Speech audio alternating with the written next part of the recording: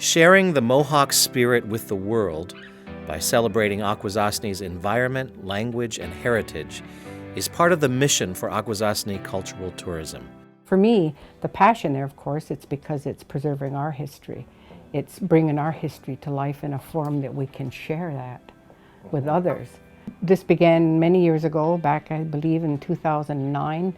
Office of Economic Development, working and developing our Akwesasne Tourism Working Group, started talking about how cultural tourism is a viable economic way of achieving employment and the broad steps that would be needed to achieve that. We needed to hire some consultants that can help us move that process forward. So the tribe was fortunate in getting a 5-year grant through the Administration for Native Americans. So there's some clear directions that we need to start focusing on if we hope to achieve that within that time frame. Some of the challenges, of course, have been we needed to lay that strong foundation to engage the community about what cultural tourism is and what it isn't, but in an organized fashion, that how cultural tourism will be developed as an economic driver in the community. So we present to you Onkwarihwa'shòn. Community participation projects, such as the Big Basket and the Beaded Flower Garden, have succeeded in drawing together artisans from all over Akwesasne. And these projects are key to sustaining authentic programs that contribute to the economic success of the community. So strengthening, what we know and what we are is really a big part of a lot of these community engagements that we do as well.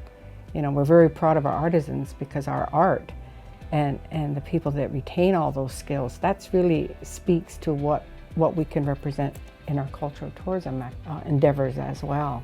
So as we strengthen within and learn more about ourselves, then we're able to more effectively speak to outsiders about who we are. One component of the Akwesasne Tourism Plan includes the reclaiming of the cultural identity in downtown Akwesasne, including a yet unnamed art park and art gallery near the banks of the St. Regis River. And the art park, of course, is what's represented in terms of the green space in front of the former dam building. So you got the green space there, and you got the green space across the river, which formerly held the Planning and Infrastructure Building. So in terms of developing the art park is developing the green space, so we have outdoor recreational space that can also serve as to put some cultural significance and footprint on those green spaces. But in the art gallery itself, we hope to repurpose and renovate the existing dam building.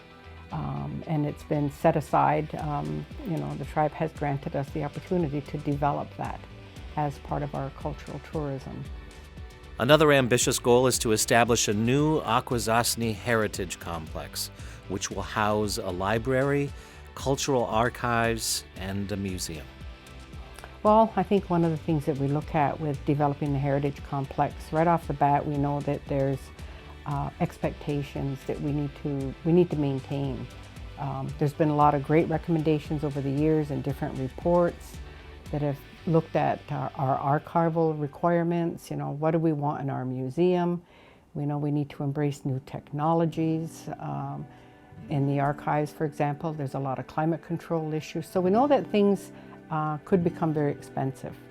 I think we're a very proud people, and we have a very amazing history, language, and culture, and it's still alive and it's so strong. And that's, I think, why our team is so passionate about what we do, because it's so amazing. And the more you can dig into it and share it, and being part of that revitalization of everything that we do, and we are, it's exciting to think that we can house that in a facility and we can really make it shine.